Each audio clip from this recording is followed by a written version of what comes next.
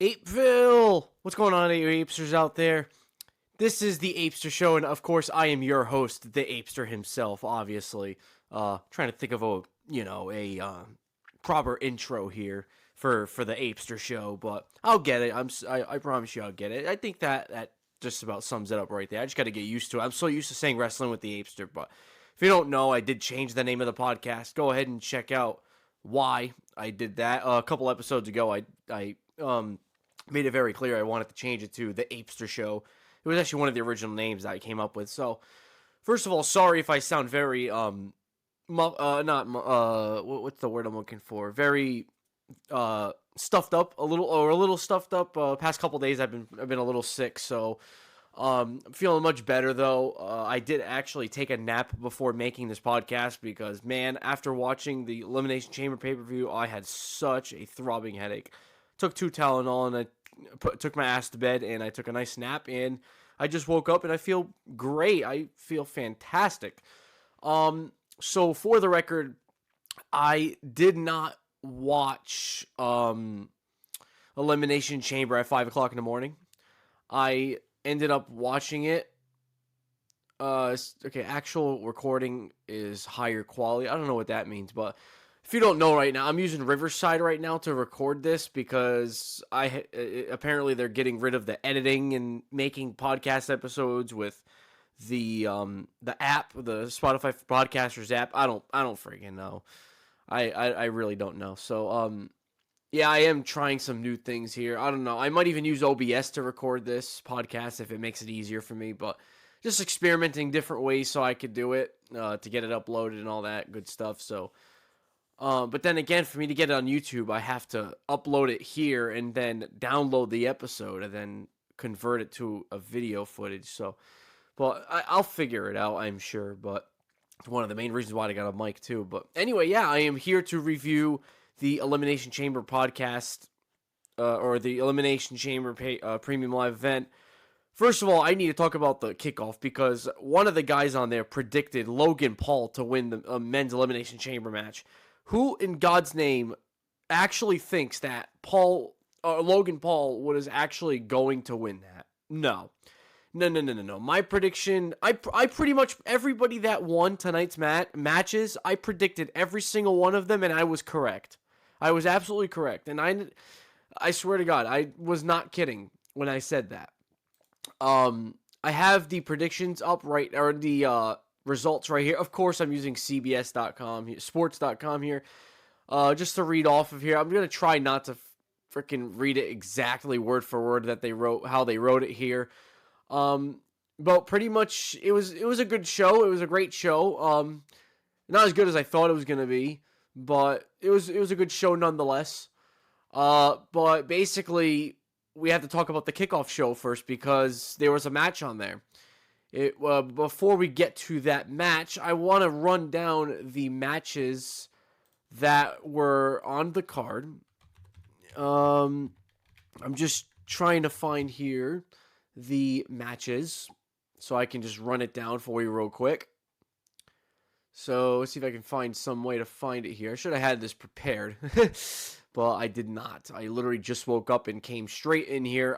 While the pay-per-view was excuse me, while the premium live event was on commercial, I would literally come in here and it'd give me the minute to set things up here, and then I would go back and watch it, and then come back after another commercial comes up and just keep doing that until I got everything set up. Which, that's kind of something I decided to do so I wouldn't waste any time.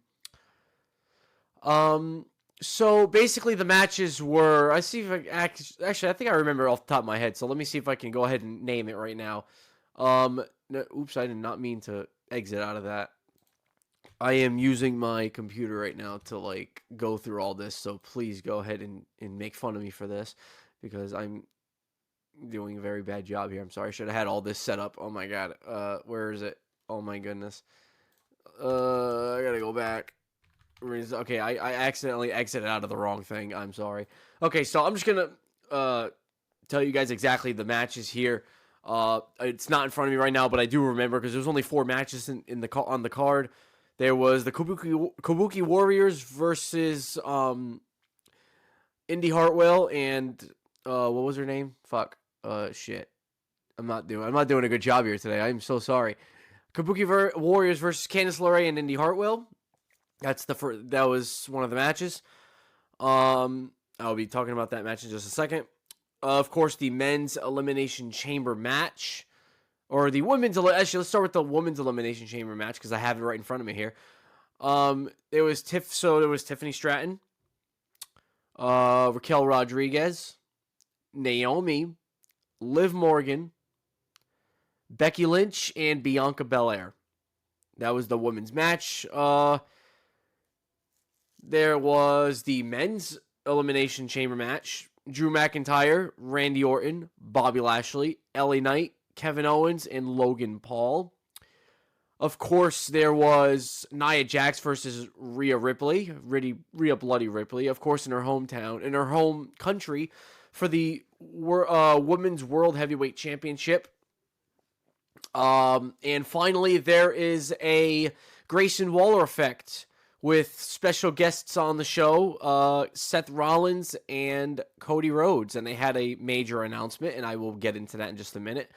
So let's go ahead and talk about the kickoff show here. My prediction for this one was Kabuki Warriors to retain, and they did. Screw it, I might as well get to the rest of the predictions here. So I'm scrolling through this. This is actually the match order.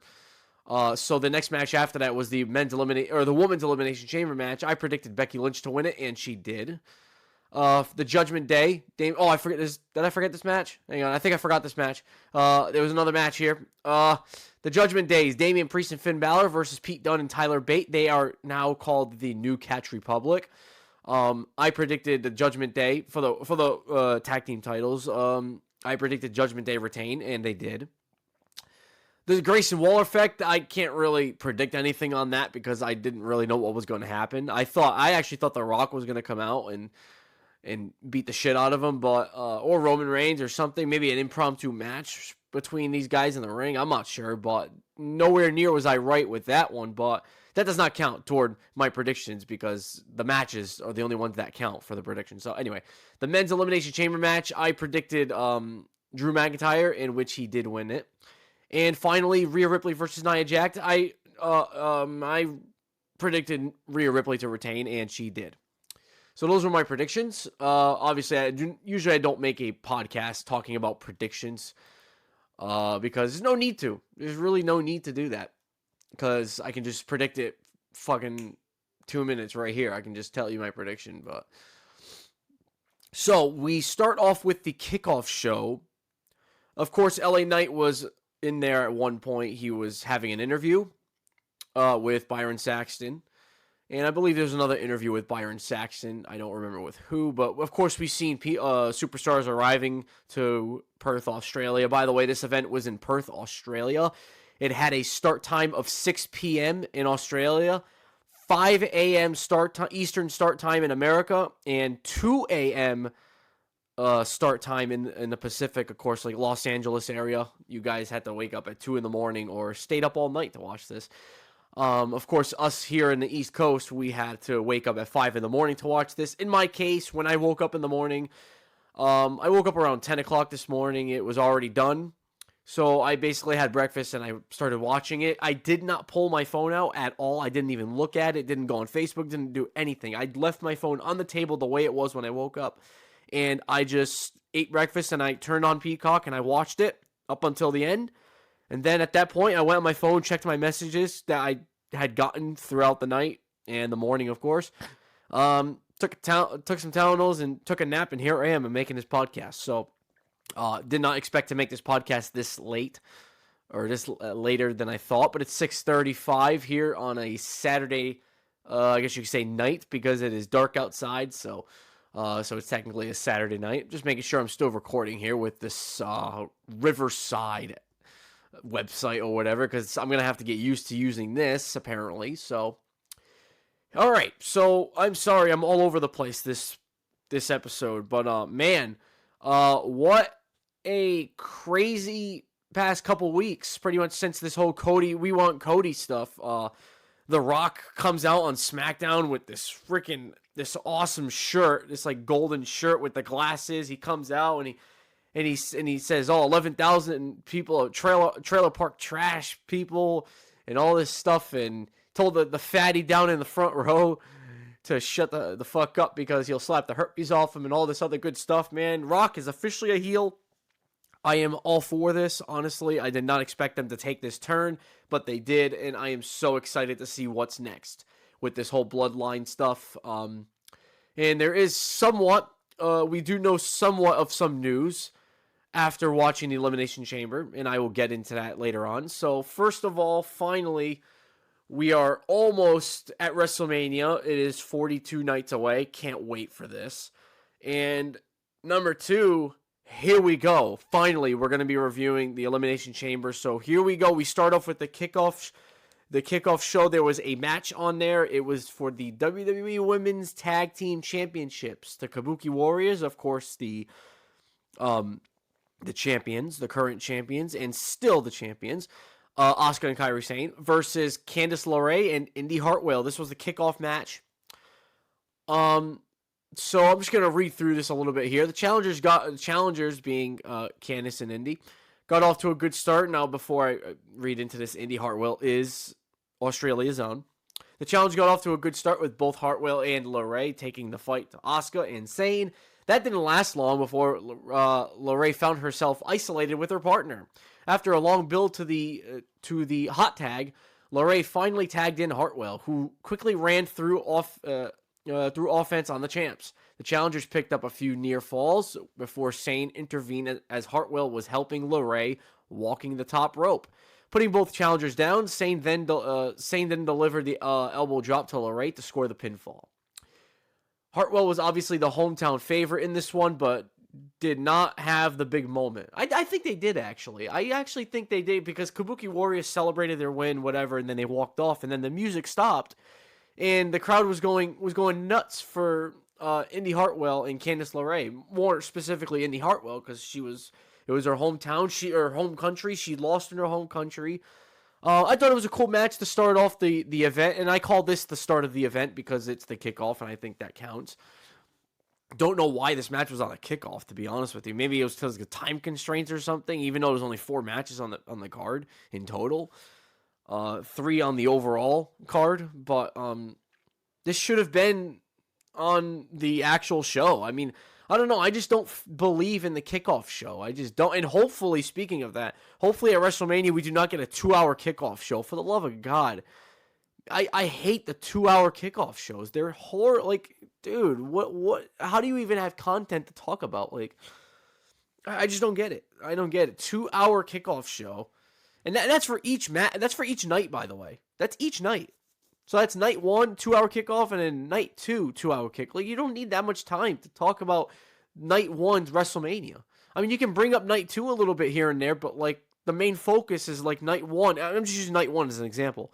Night 1 is the main focus, you know, and then when you get to night 2, you talk about night 2, and maybe you talk about night 1 a little bit here and there, but you don't need 2 hours of I'm about to say podcast, 2 hours of time for a kickoff. I just don't like that idea. So, anyway, that was the end of the pretty much the end of the kickoff show. We had I think a Nia Jax Rhea Ripley promo come up after this. After that, it was the start of the actual show, which of course takes us to the first official match on the Elimination Chamber. Oh, by the way, they gave it a B- grade for the Kabuki Warriors, Candice LeRae and Indy Hartwell match.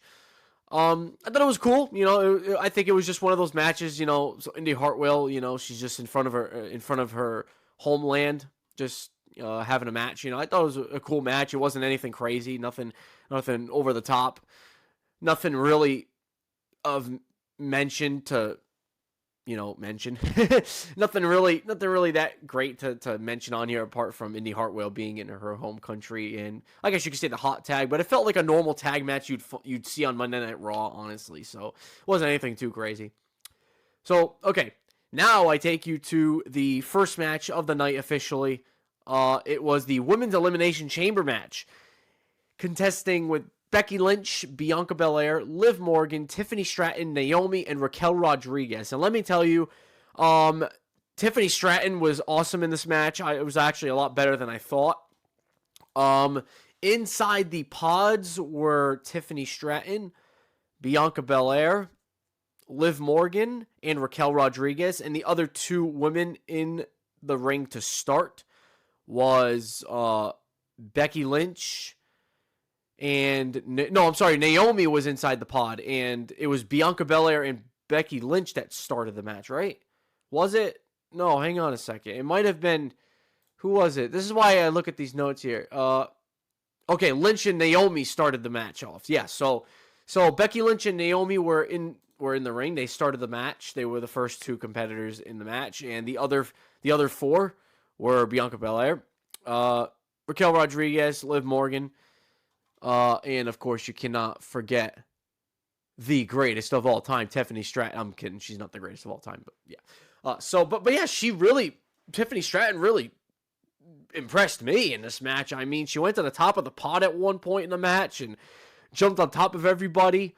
And then it wasn't until moments later she got eliminated, but it was a really cool part of the match there. People actually chanted "We want Tiffy" at one point, and it was like near the beginning of the match. And then the first person in the match was actually Tiffany Stratton, so the crowd actually popped for this, which kind of surprised me. So I'm just going to quickly read through this here. Naomi had one of the early highlights of the match, dropping her split leg drop onto Lynch after climbing partway up the wall of the chamber. The next woman to enter the match was Stratton. After the customary run of hot offenses from the latest entrant, things settled back down into a rhythm of Stratton, Lynch, and Naomi trading moves and looking to score the first elimination of the match. It almost seemed like Naomi was trying to, like, really her hardest to climb the structure, but they kept sending her down, and eventually she did end up getting to the top of that structure, and she leaped off the top of the pod, one of the pods. So I will get into that in just a minute. I'm just going to quickly read through this here. Liv Morgan was next to enter the match, immediately began throwing Stratton into plexiglass walls of the pods, of all the pods. Lynch put Stratton's arm through the chain link wall of the chamber before locking in the armbar, which this is the point where I thought Stratton was going to tap out, but she didn't. She actually countered it, which was pretty cool. Moments later, Stratton scored the first elimination when she pinned Naomi, which this kind of shocked me, after Naomi hit Morgan with a sunset flip bomb. Rodriguez entered the match, and after Naomi's elimination, Lynch, Morgan, and Stratton began to work together to try to take out the big threat of Rodriguez. Yeah, Rodriguez played a really big role here because she was like the big one here in the match, like the big superstar, like the one superstar where, the same person where when you're in a Royal Rumble, it takes like 9 people to eliminate you, like that kind of person. She was drawn as a big deal, which, by the way, she ended up winning a last chance battle royal on Monday Night Raw to earn her shot to be here, so she actually returned from an injury. So that actually surprised me, Raquel Rodriguez being in this match, because I did not think she was ready to compete.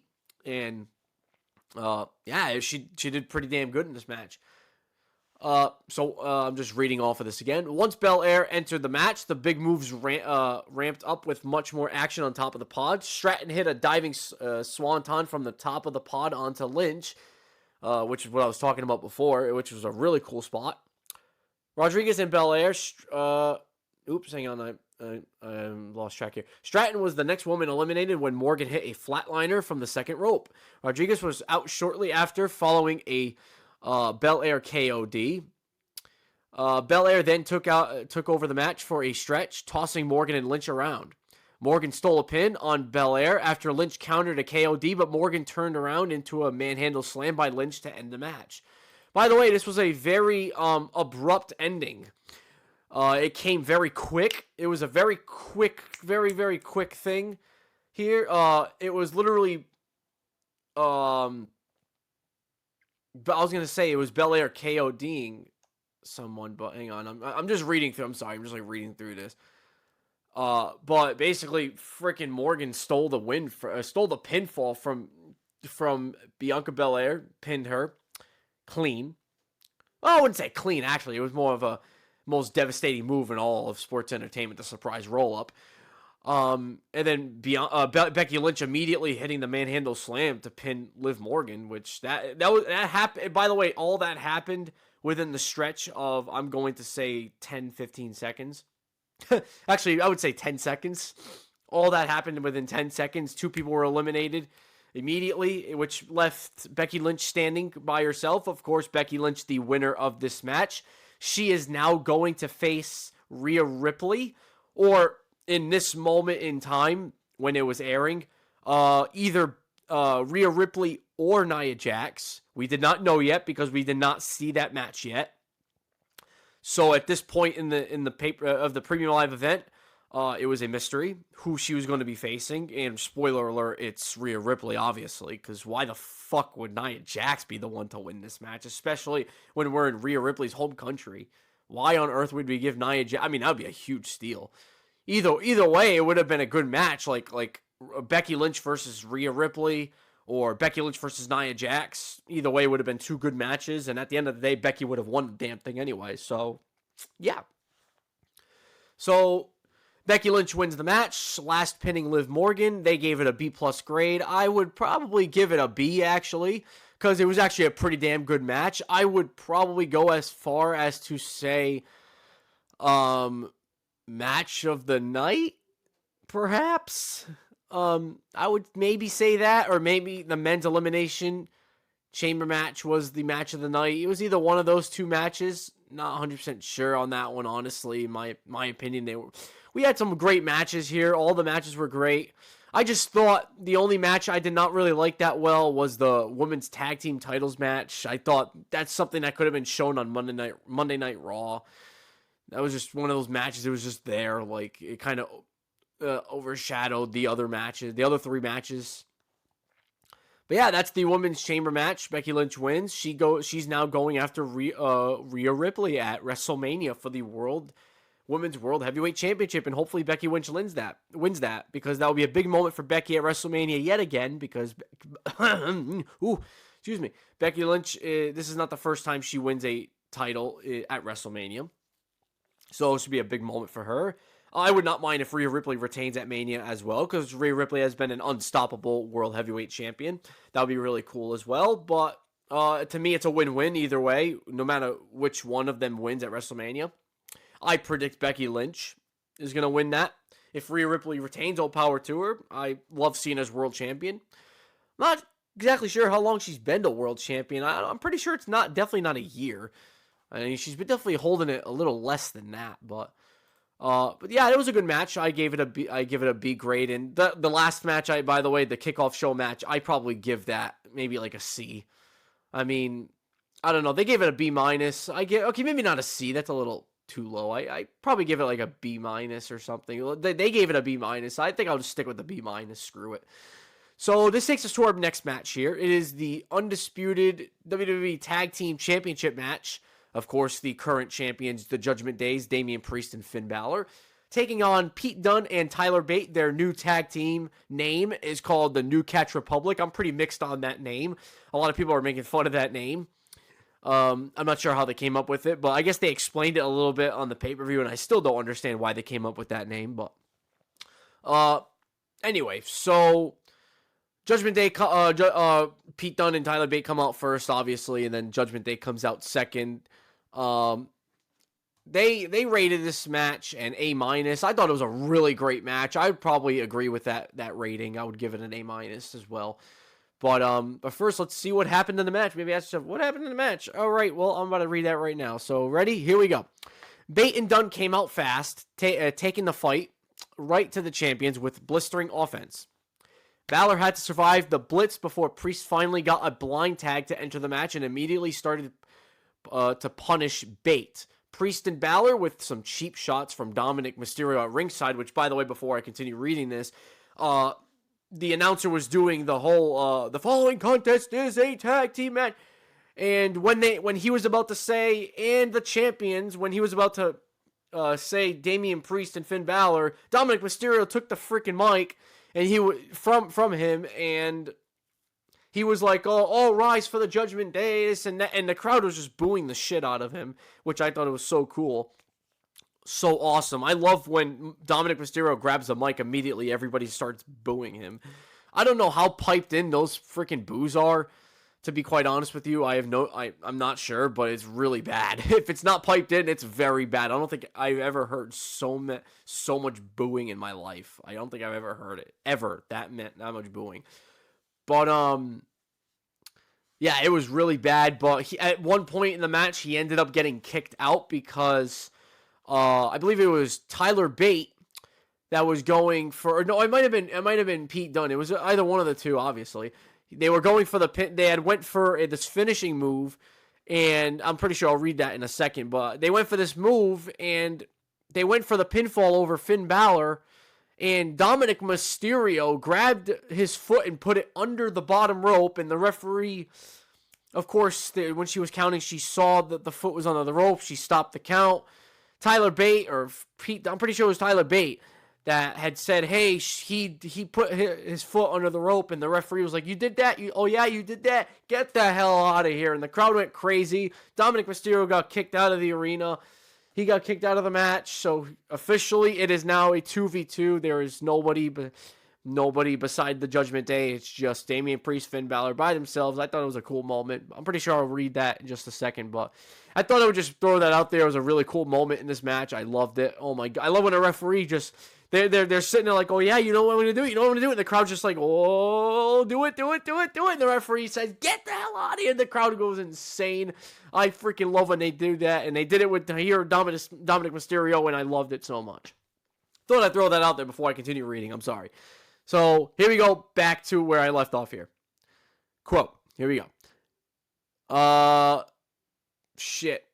Wait a minute, that was a continuation of the thing here. Let me see, I gotta have to start here with a new sentence here. After receiving the hot tag, Dunn hit Balor and Priest with a moonsault from the top rope to the outside. The momentum flipped back and forth, and both teams nearly snatching the victory. Dunn hit Balor with the bitter end, but Mysterio slid Balor's foot under the bottom rope, just as I explained, to break the pin, leading Mysterio being tossed from ringside by the referee.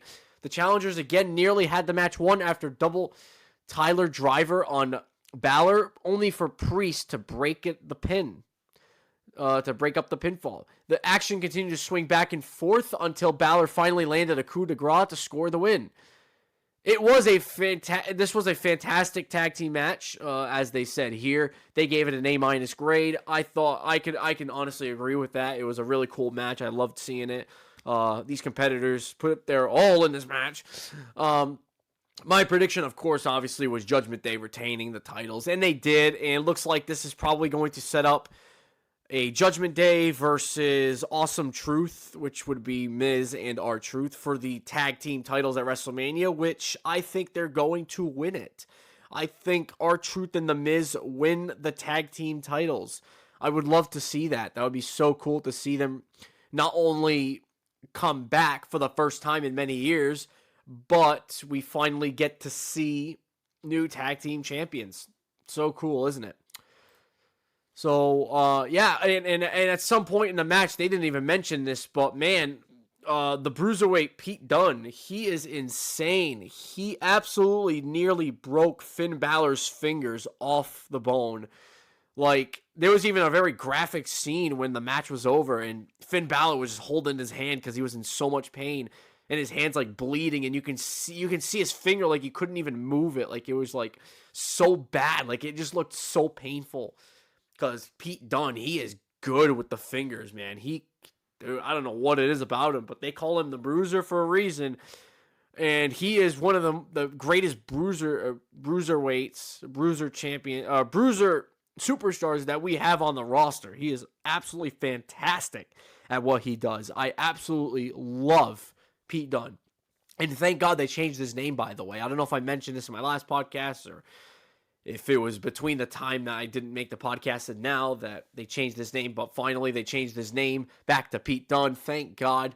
Which means that Sheamus, speaking of which, Sheamus, what's going to happen with Sheamus? Because the other guy, I forget his name, Ridge Holland, he left Pete Dunne, or Butch. And then Tyler Bate came along and all of a sudden had told Pete Dunne, hey, you know, like, you need to remind yourself who the hell you are. You're the Bruiserweight and all that. And then finally comes back as Pete Dunne. And now we have Pete Dunne and Tyler Bate teaming. Ridge Holland, I don't know where the hell he went. And now Sheamus is out with an injury, which hopefully he should be returning soon. I heard within the next couple weeks he's going to be returning. So hopefully on Monday Night Raw or SmackDown coming up, he will be back, and he will be back to challenge Gunther. I think he challenges. I think my prediction is Sheamus challenges Gunther for a WrestleMania match, Intercontinental Championship. Sheamus finally not only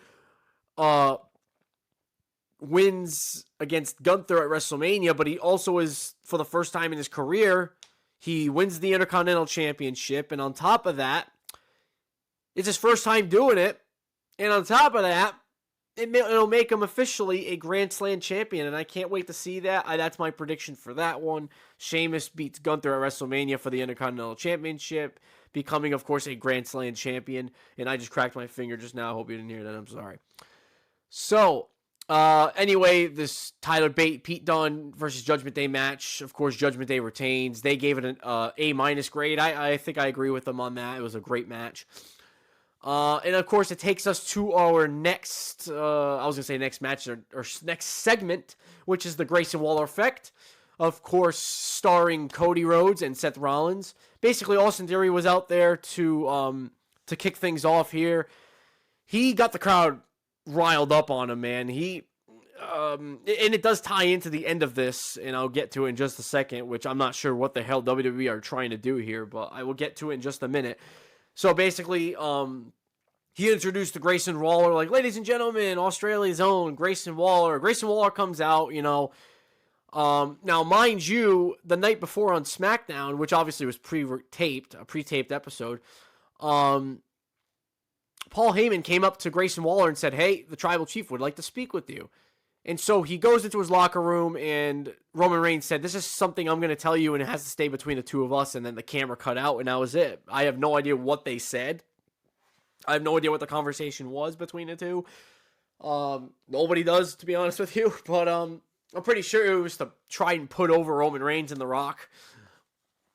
Because he did, throughout this Grayson Waller fight, kept saying, oh, let me be the first to say, acknowledge your Tribal Chief. And then he was talking about The Rock and how great he was and all that good stuff. And Austin Theory at one point, he mocked The Rock. He was like, finally, Austin Theory has come back, whatever.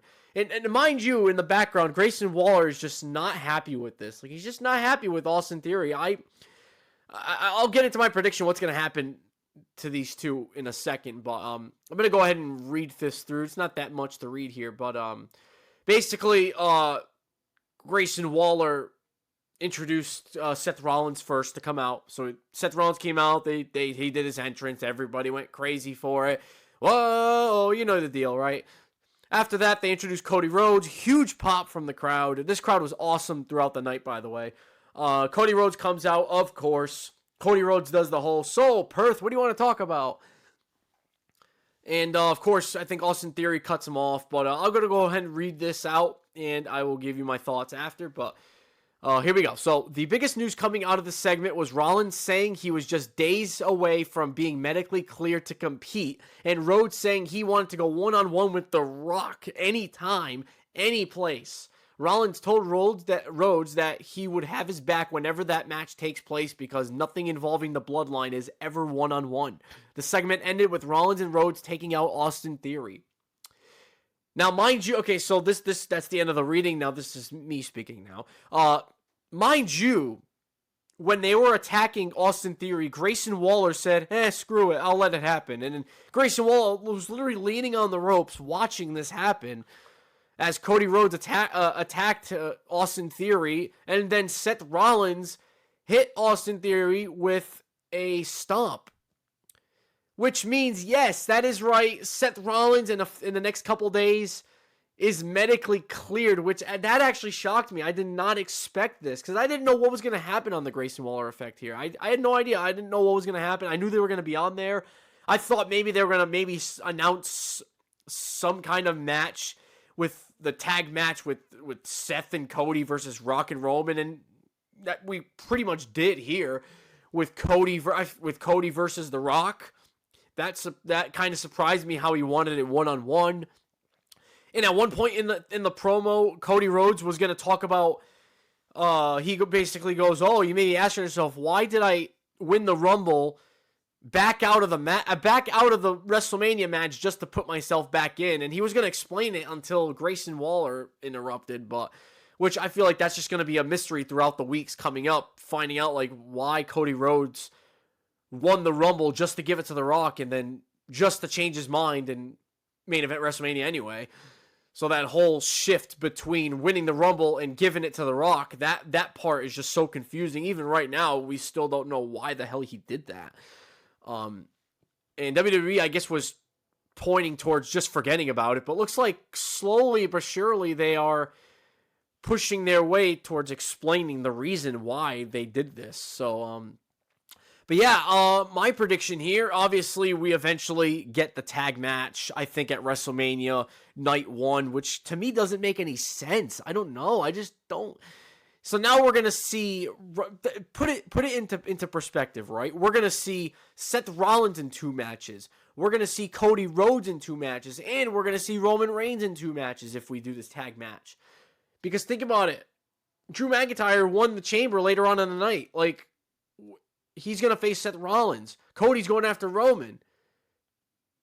So, why? Why are we doing this? Like, to me, this tag match is a stupid idea. I would not. Now, this is something I thought of throughout this Grayson Waller effect here after Cody Rhodes called out The Rock for a match. I would not mind at WrestleMania night 1, Cody versus The Rock, and Seth Rollins is by his side, and Roman Reigns is beside Rock's side. I would not mind that. But a tag match, I don't know. Even the Cody versus Rock, I don't know. I just don't know. I feel like because obviously Cody versus Roman is going to be main event night 2. So I don't know. To me, it's like you lose that feeling, like I've mentioned in the last podcast. You lose that feeling of like you see Cody Rhodes coming out and he's fired up, he's focused on Roman Reigns. But then night 1, he's focused on The Rock, and it just doesn't make sense. I don't know. I just don't like it. I mean, if they do it on a SmackDown, all power to them. My God, that's going to be a gigantic match. Can you imagine Rock versus Cody on a SmackDown or like a Raw? Whew, that'd be a big match there. They definitely better advertise that one, and that's going to be a sold-out crowd, let me tell you. But yeah, that was the end of the Grayson Waller effect, basically. And I think what they're going to do here with Grayson Waller and Austin Theory, okay, listen, for some reason, I predicted they're going to have a match at WrestleMania together. I think they're going to have Grayson Waller versus Austin Theory because Grayson Waller was talking and Austin Theory took the mic away from him. Grayson Waller was like, the hell? Like, why the hell did you do that for? Giving him like a dirty look, like he wanted to just kill him. So I think at WrestleMania, we get Austin Theory versus Grayson Waller.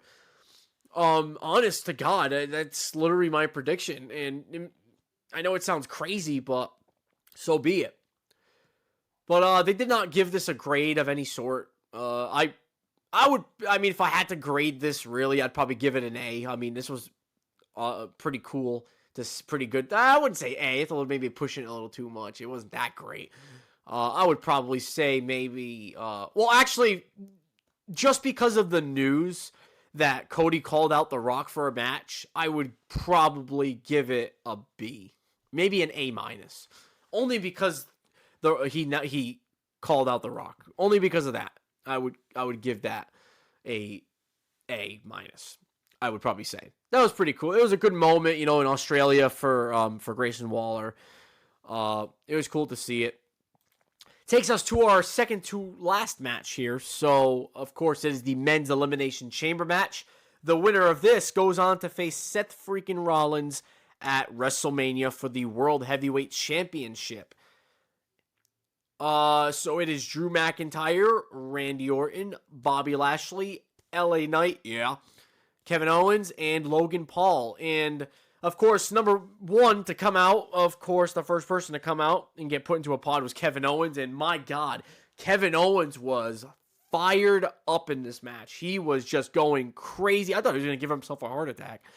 It was a really great match. I mean, fantastic. I loved it. I don't know why. I loved this match. They graded it B grade, but I graded an A- probably, I would say. It was a really good match. I loved it. It was probably what Michael Cole said, the most physical Elimination Chamber matches he's ever seen, and I wouldn't probably go that far, but it was really good. Honestly, I really liked it. Probably up until the end, which I'll get into that shortly. But so inside the pods was Kevin Owens, who was going livid. He was just slamming the freaking punching the pod and all that, and going nuts. But inside the pods were Kevin Owens, Bobby Lashley, Randy Orton, and who else was it? Logan Paul. Now, of course, he was writing on the pod and all that, like writing "Kevin sucks" with a giant fat stick figure, making fun of Kevin Owens. And man, there was a moment in this match that I'll get into in a second, which I absolutely loved. I don't know why I found amusement in it. But anyway, so we kick off the match. Knight and McIntyre are the first ones to get the match going. LA Knight came out last. The crowd went insane for this. I would say the highlights of this match, I would say, would be this Kevin Owens and Logan Paul thing, because they were going absolutely or Kevin Owens, I should say, was going ham on Logan Paul. He was beating the shit out of him. And, of course, Randy Orton selling his back. I actually got pretty scared, by the way, of this, because I actually thought this was real. I don't know how real this is. I don't know if he's actually selling the back or if this is for real, his back actually hurting. Hopefully that's not the case. Hopefully they're just selling this for the match. But anyway, I'm going to go ahead and start reading a little bit. There's a little bit too much to read here, but I'm just going to skim through it. But LA Knight and McIntyre start the match. Knight delivered the majority of the offense during the opening run, including smashing McIntyre's head into Owens' pod. And Owens was literally punching the pod at the same time that LA Knight was slamming his head, or McIntyre's head, into it, which I found really awesome. Another one of the highlights in the match, in my opinion. Owens was the next man into the match. He went on to the expected run and scored some near eliminations on both LA Knight and McIntyre, but all three men remained in the match until Bobby Lashley's pod opened. Lashley and McIntyre had a bit of powerhouse battle, which was an awesome feat. Another I think highlight in the match was Lashley and McIntyre. That would be a huge match, which I don't know if we've seen that match before. Lashley and McIntyre had a bit of powerhouse battle before Knight and Owens got back involved, but again, no one was eliminated before the next entrant, in this case Randy Orton, came out. Now this is the part of the match where Randy Orton came out. He delivered a hanging DDT from the apron onto the outside platform of the Elimination Chamber floor, and this is where the injury began. This is where Randy Orton started selling his back, quote unquote. I'm going to say quote unquote because I don't know if he's actually selling it or if he actually did hurt his back. The announcers were making it seem as if it was for real. They were like talking in their soft voice, like, yeah, I don't think Randy Orton's okay here, ladies and gentlemen. I don't know if they were talking in those really soft voices, but basically he delivered that draping DDT. I believe it was to Kevin Owens. But yeah, he was in a reel of pain with his back throughout the match after that. Cool moment to see that, but man, you should have heard it. It was like a vicious thud. It was freaking crazy. But everything he did, every time he landed on his back, like he was just in excruciating pain. And hopefully it's not a real injury. Hopefully this is just him playing the part here. Just hopefully this is all a storyline or something. But I will get to Randy Orton a little bit later on as well, because I feel like there's a new rivalry starting here between Randy Orton and a certain somebody who decided to come out and attack him. So, Randy Orton delivered a hanging DDT on the platform outside of the ring and began to clutch his back, which continued every time Orton delivered or took a move.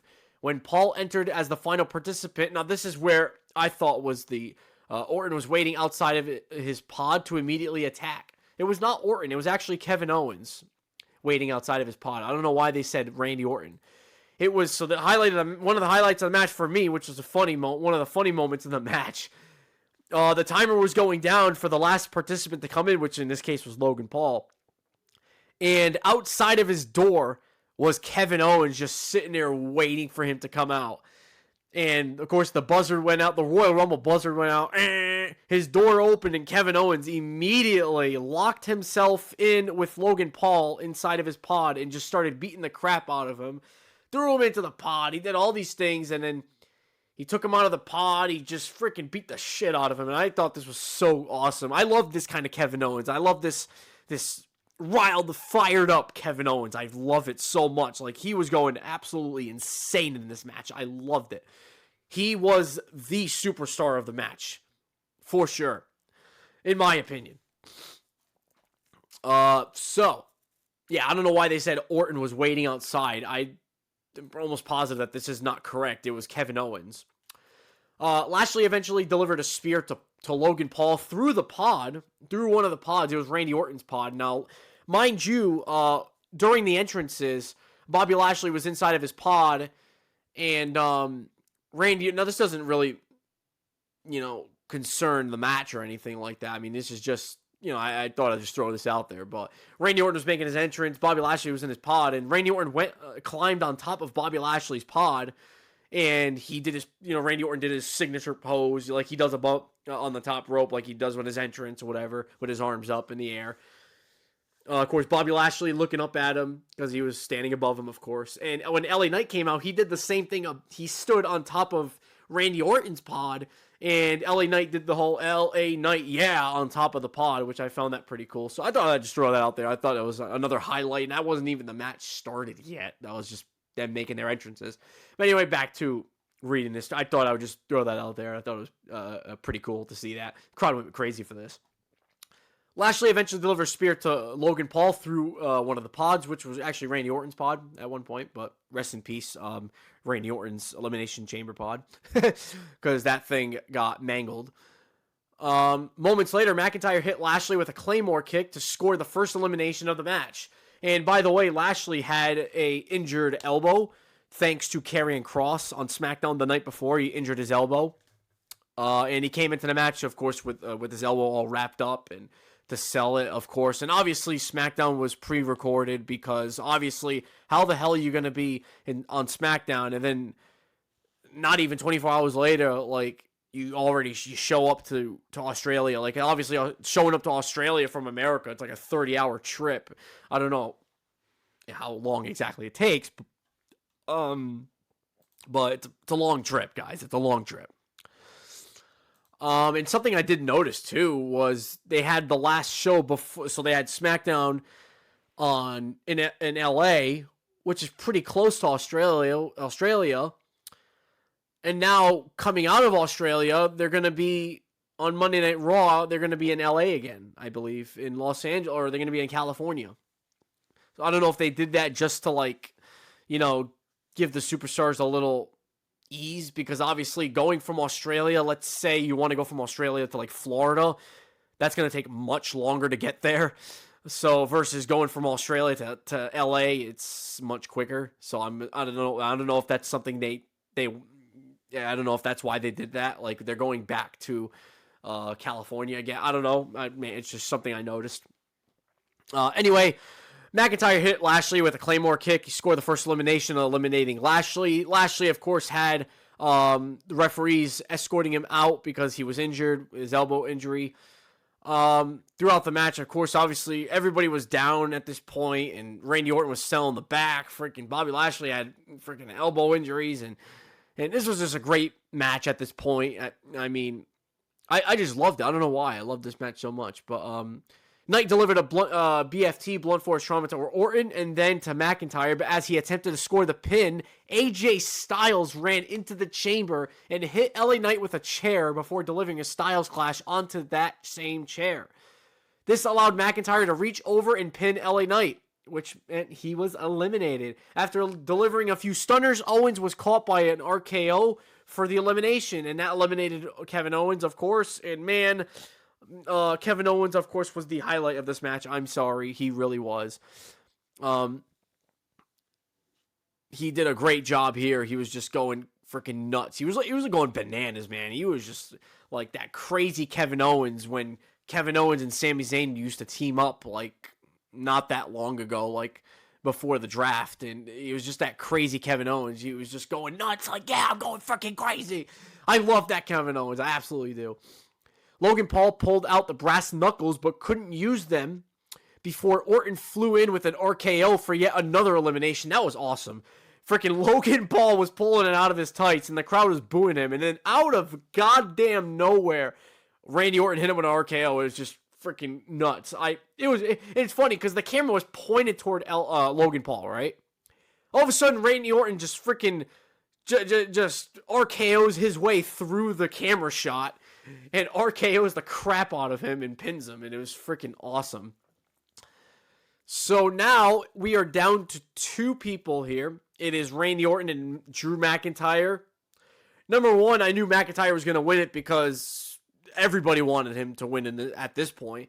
And number 2, obviously Randy Orton's injury. How could you possibly have Orton with an injured back as it is go over McIntyre? Which they were putting over McIntyre huge these past couple of weeks, and I love how they're doing this. I think McIntyre is going to win the World Heavyweight Championship, and I'll get into that in just a second.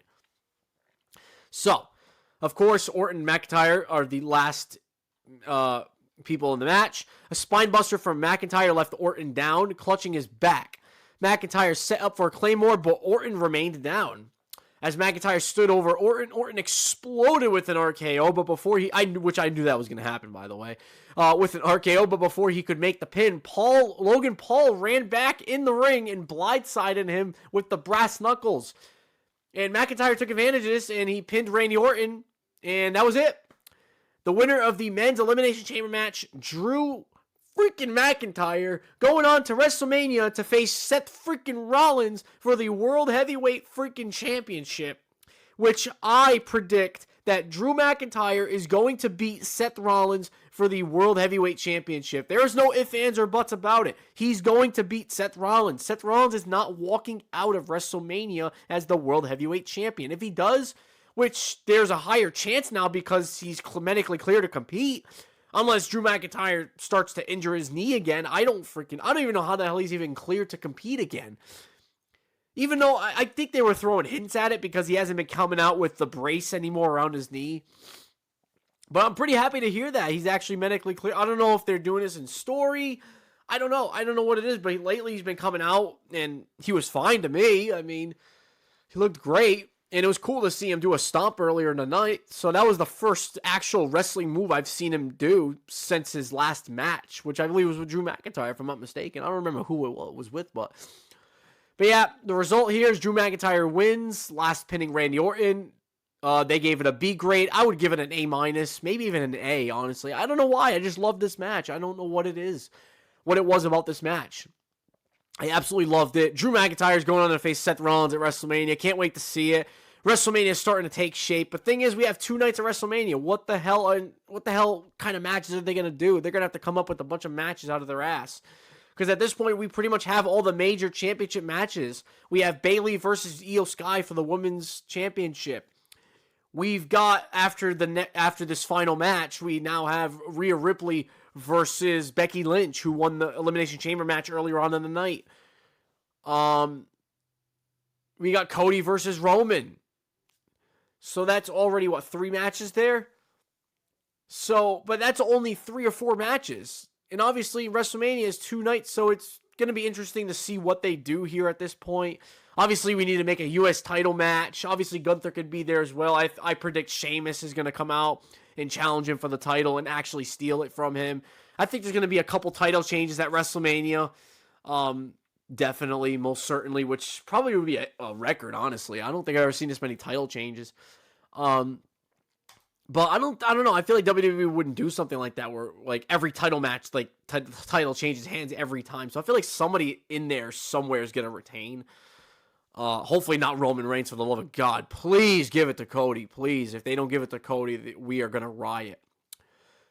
Anyway, this takes us to our main event, which very deservingly enough is Rhea Ripley versus Nia Jax. Now, a little fun fact that I didn't know. Nia Jax is actually born in Australia. I did not know this. However, they do not really, they don't really mention this on TV. They mention her as from San Diego, California. But yeah, she's actually from Australia. I don't know exactly what part of Australia, but she's from there. which makes it very interesting. I don't know how. I don't know. I just don't know. I don't know. She's just from there. So obviously we had not seen Rhea Ripley all night long. Nia Jax was in the back getting ready, tying up her boots, all that. But then finally the match comes up. The crowd was behind Rhea Ripley this entire time. I mean, she was a babyface here this entire match. Obviously, I rooted for Rhea Ripley. I love Rhea Ripley. Babyface or heel, I absolutely love Rhea Ripley. She's doing an amazing job as women's world champion. So Nia Jax obviously is the first one out. She gets booed. Rhea Ripley comes out. The crowd's going crazy. Her family's in the front row. There's like 13 people, what they mentioned, of her family, her sister, which reminds me a lot of the rookie Rhea Ripley, because she had the blonde hair and all that, and it looked just like her, honestly. So it was really cool to have her family there. Of course, I'm going to read it here, obviously, but unsurprisingly, the crowd was entirely behind Rhea Ripley. Jax got off to a fast start, grounding Ripley with strikes, including a headbutt. Jax also dropped onto the champion with a senton and a leg drop. Ripley eventually tried to fight back by grabbing a guillotine choke, but Jax continued to dominate as she delivered a series of power bombs. Every time Rhea Ripley would build a bit of momentum, a big move from Jax, such as a second rope Samoan drop, would cut her off. After the action spilled outside, Jax dropped Rhea Ripley onto the commentator's desk, which of course led to Nia Jax standing on one of the announcer's chairs and jumping on top of Rhea Ripley, and that announce table exploded for some reason, which was freaking awesome.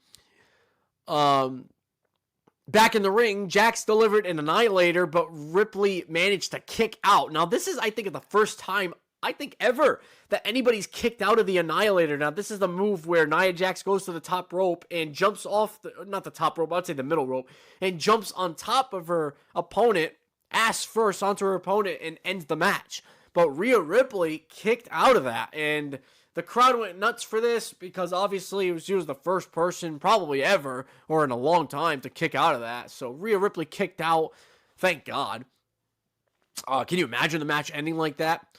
Ripley managed to escape being hit with a oh shit, hang on. Yeah, okay, no. Ripley managed to escape being hit with a second Annihilator and hit a superplex, I should say, which was freaking awesome. I thought they were going to shatter the ring with that, but the ring didn't even move. So apparently they reinforced the ring or something here, but man, that was a huge move. I couldn't imagine the ring being broken anyway, because then that would count as a no contest, which I don't see them ending the Premium Live event like that, unless she goes to pin her with the ring freaking all crooked and shit. But that'd be pretty cool that for the first time ever, the woman destroy the ring. I don't think that's ever happened before. Back in the ring, Nia Jax delivered Annihilator, but Rhea Ripley managed to kick out. I already read this, but I'm going to read it again anyway. Ripley managed to escape being hit with a second Annihilator and hit a superplex. That was enough to set up the Riptide for the champion and the championship retaining pinfall. Yeah, that was it. That was the match. It was not that long. It was one of those matches. Again, you would probably see it on Monday Night Raw. They gave it a B grade. I would probably agree with that. It was a cool match. It was a good match only because Rhea Ripley was over like Rover in this match, because she was obviously in her home country. Crowd went crazy for her the whole night, and we celebrated and ended off the pay-per-view, Premium Live event, I should say, with Rhea Ripley celebrating her victory. She retained the title. She's in front row with her family celebrating her victory. And that was it. That was the end of Elimination Chamber. And now WrestleMania is starting to shape up. We're getting Seth Rollins versus Drew McIntyre for the World Heavyweight Championship. We're getting Rhea Ripley versus Becky Lynch for the Women's World Heavyweight Championship. Of course, we're getting Cody versus Roman, obviously, and Bayley versus Io Sky. And I really hate how people are just pushing away Bayley because she won the Women's Royal Rumble. Like, why are we all pushing Bayley out of the way? Like, why is Cody's finishing his story, like, overshadowing Bayley? I mean, I understand how it's overshadowing it because obviously this is a big deal right now, but I don't think we should overshadow it. This is a big deal. Like, Bayley versus Io Sky is a big match, in my opinion. Yeah, I just can't wait to watch it, honestly. So that's 4 matches for WrestleMania already made official. Before, of course, we only had, 2 matches official, which was Cody Rhodes versus Roman Reigns and Bayley versus Io Sky. Those were the only 2 matches.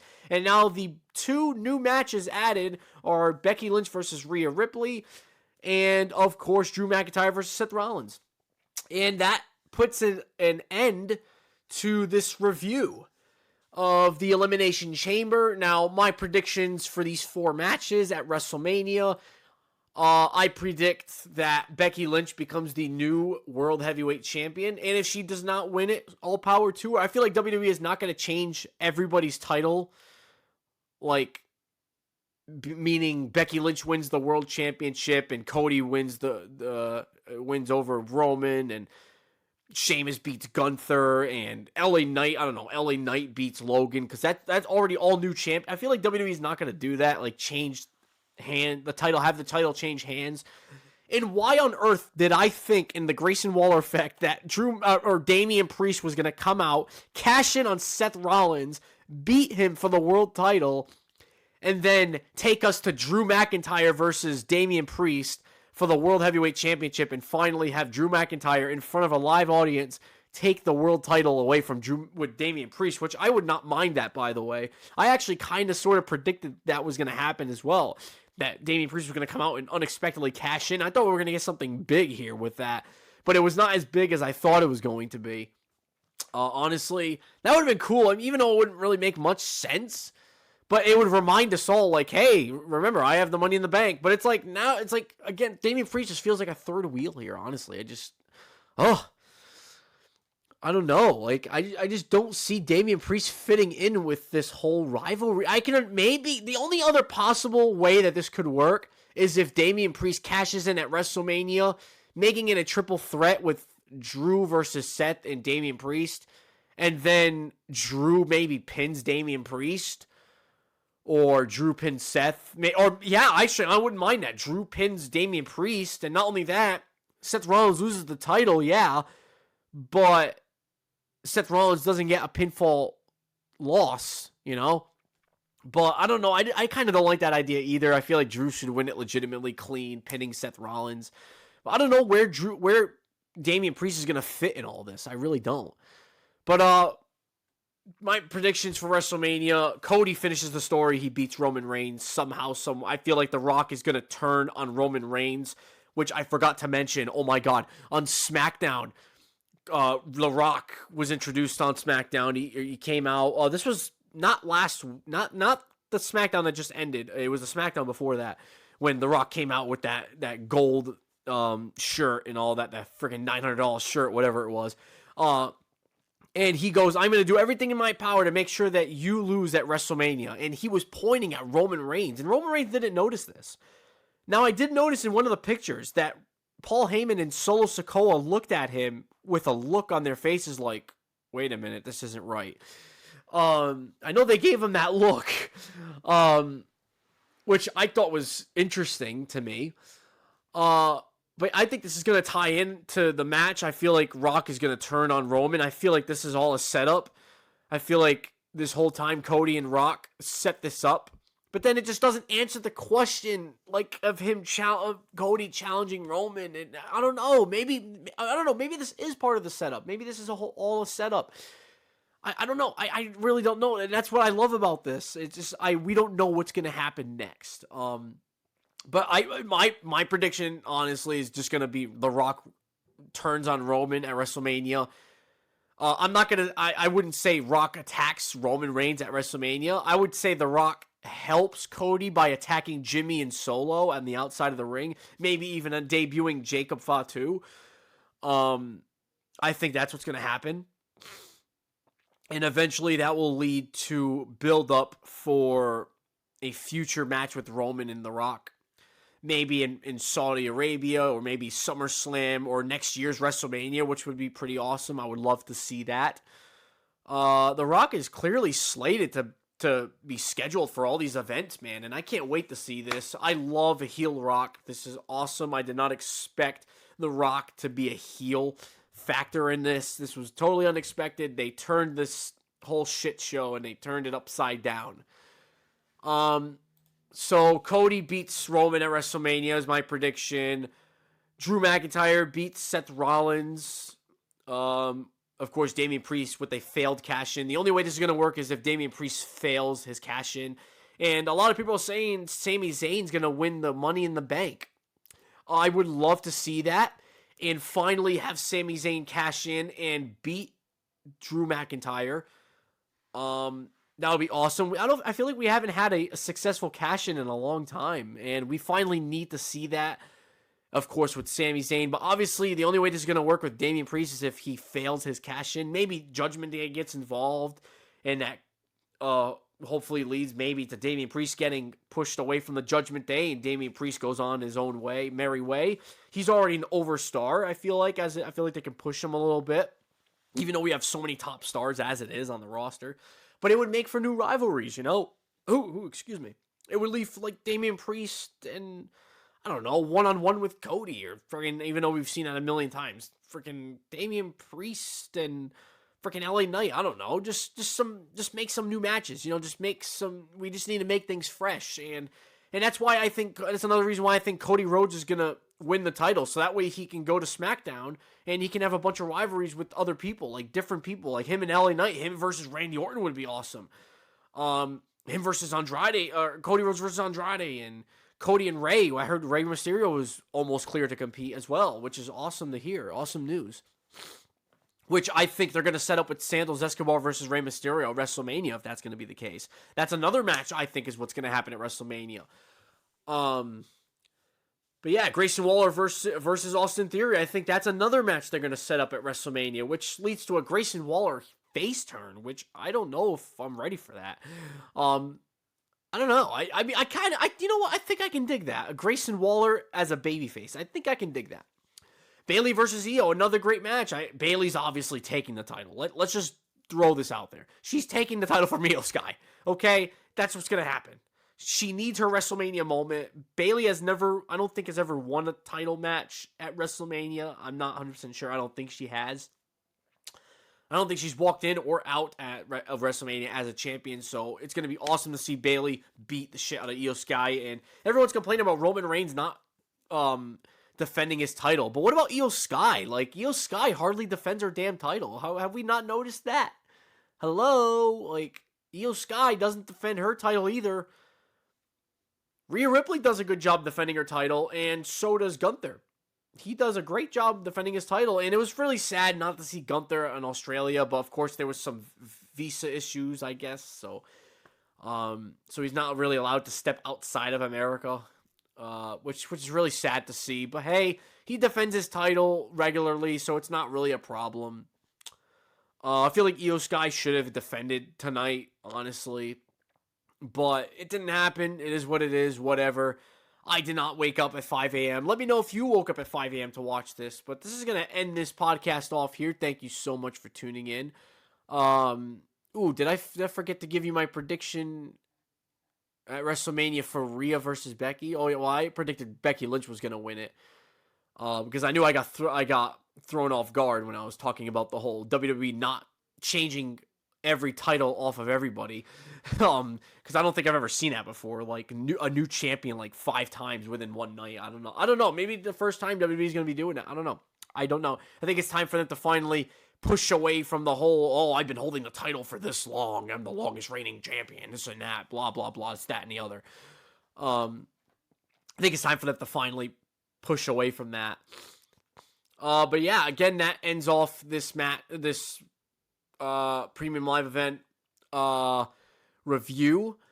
I give the Elimination Chamber probably a B grade, maybe an A- grade. I know I've been using the A- grade a lot here, but I really am excited, of course, for the next month or so, for the build up to WrestleMania is really taking shape now.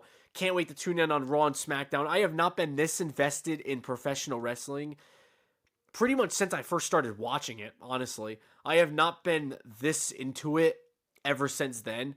Like, I can't tell you the last time I would sit there for at least a month and watch Raw and SmackDown, because I came to a point where, so when I first started watching, I would watch Raw and SmackDown every week. And then a couple of years later, I stopped watching it completely. Then I started slowly coming back and just watching Monday Night Raw in pay-per-views. And now here I am watching and I really pushed myself to watch Raw and SmackDown and pay-per-views. Except NXT, I don't really watch NXT. I'm not into NXT. It's not really my thing. I don't know why. But speaking of which, Braun Breaker got signed to SmackDown, which is huge. I don't know what it is about Braun Breaker. He is the future of this company. He is the future big guy of this company. The next Brock Lesnar. I hate to bring him up here, but yeah, this roster is really, this is the biggest roster that we've seen probably ever, with all these top stars, all these names and all that stuff. But I'm ending this off here. It's about an hour and 10-minute podcast here. Hopefully this Riverside app here, hopefully it cooperates with me. Hopefully it sounds good. Remove background noise. I didn't know you can do that. Let's see what it sounds like. Can I turn it on? It's not letting me turn it on. I think I was supposed to turn it on after or before I started recording. I don't know. I don't know what I did wrong, but anyway, thank you so much for tuning in. Below in the description, I will, if you're listening to this on Spotify and you want to listen to the YouTube version of this, the link will be in the description below as well. If you're listening to it on YouTube and you want to listen to the Spotify version of this podcast, the Spotify version will be in the description below for the YouTube listeners. For those of you who want to keep up with my latest podcast episodes and latest YouTube videos, I will leave a link to the Ape Squad Facebook page down below. Go ahead and follow it. Tell your friends about it. Have them like it. I actually got a couple new subscribers on my YouTube channel. I'm very happy about that. I'm very, very excited about that. Honestly, I've been on top of my YouTube channel. I've been uploading a little bit more lately. And of course, I have the podcast, which is awesome. I changed the name to The Apester Show. Of course, I'm your host, as I mentioned in the beginning of it. But, man, thank you so much for tuning in. And all these Wii videos, the Wii Sports Resort videos I've been making on YouTube, you guys have, I don't know if you guys are the same people listening to this podcast as you are watching my YouTube videos, but if you are, thank you so much for doing that. And all those views I'm getting on this Wii Sports and Wii Sports Resort videos, thank you. Oh my God. I've never had this many views in this short amount of time, probably ever. It's never happened before. I don't think I've ever had this many views before in these videos, and I really appreciate the podcast. Could use more views. Definitely, it's pretty mediocre, but I appreciate everybody viewing. My last podcast episode, of course, was the WrestleMania Kickoff Press event. There's 6 views on it currently. I'm probably one of those views. Usually, I listen to it after I upload it to make sure everything went well. But it looks like my Wii Sports video has 39 views currently. But my Wii Sports Resort video, my last Wii Sports Resort video, has a grand total, so it's actually my most recent video, actually, 127 views. Like, I can't tell you, in the span of being a YouTuber, like, here, like, not full-time, but, like, being a YouTuber here, like, I have this many views. I really appreciate this. But like I said, the podcast could really use more views, so please, for the love of God, tell your friends about me, man. Tell your friends, your family, your cats, dogs, kittens. Tell everybody and their mothers about me, please. Share this podcast. I've been trying to share it on my Snapchat worldwide. Like, it's on one of those posts where it's public, where people click on my area and they can see my story. Like, I don't know how they encounter it, but please tell your friends, family about me. Freaking share this podcast. Put it out there. I want people to listen to this podcast. I put a lot of work into this podcast, you know. Even though I don't make notes for it, it's all raw.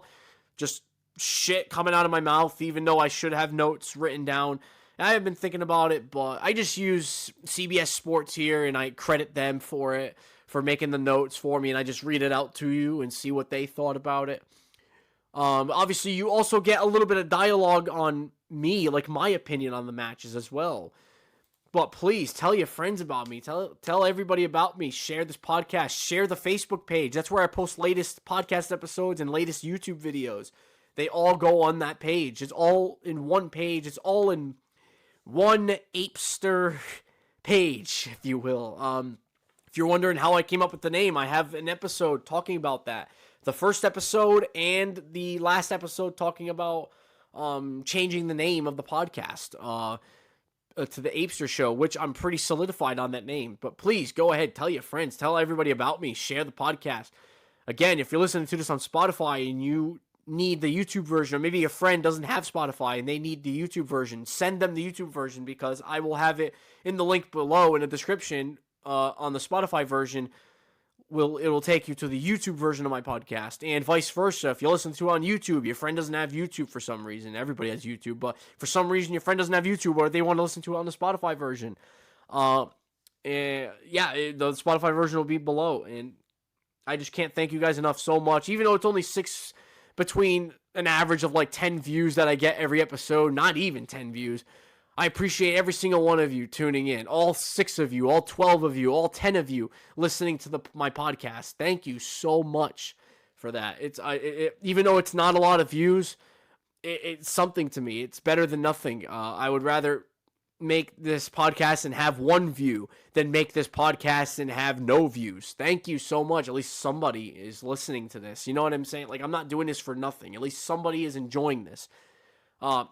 Anyway, I'm rambling on for way too long here. Thank you so much for tuning in. I'll see you guys next time, probably for the WrestleMania podcast event. I cannot wait to upload this. I am not sure if I'm going to do a night 1 podcast episode and then a night 2 podcast episode, or do it as just one giant podcast. I'll probably do it as night 1, night 2, just to separate the two, because it's 2 different nights. But yeah, I can't wait to get into WrestleMania. We are hot right now with WrestleMania. Thank you so much for tuning into this podcast. Again, tell everybody about me. Of course, I was and always will be the host of the Apester Show. The Apester himself, of course, which is me. Thank you guys for tuning in, and I hope you guys have a good one. See you guys on the next one.